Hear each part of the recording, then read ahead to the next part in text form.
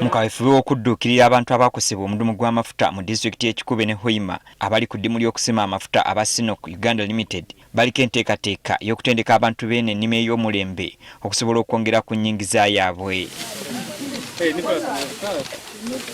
Enteekateeka bagisuubira okuyamba abantu abasukka mu 9 nga bwe twogerera abasukka mu 3 bamaze okutendekebwa. So through this program, farmers have been trained.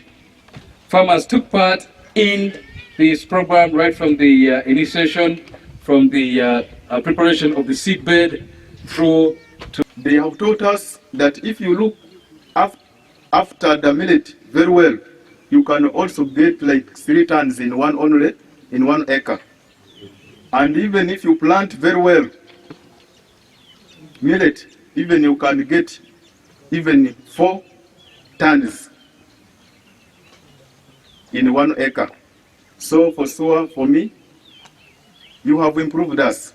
Enteekateeka eno eteereddwa mu ggombolola y'e Buhuka e Kyangwali mu disitulikiti y'e Kikuube bano gye bagenda okutendekebwa okulima omuceere, obulo n'enva endiirwa. Abakulembeze mu disitulikiti eno bagamba enteekateeka ejjidde mu kaseera akatuufu ng'abantu b'eno bava mu kulima emmere ne badda mu kulima ebikajjo. Kikuube has very many crops, agricultural crops that are being introduced here. But there's one that is evasive, which is the sugarcane industry.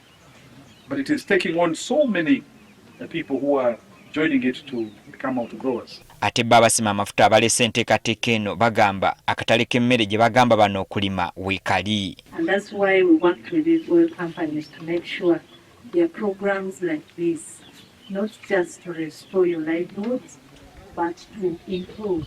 Actually, the word is not restoration, it is improvement, I would say.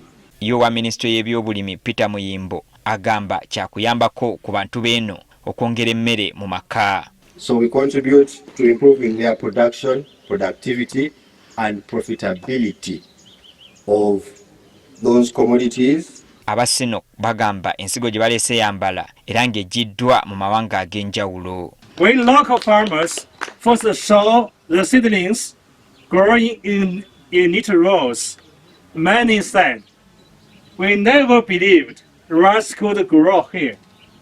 Now we know it's possible."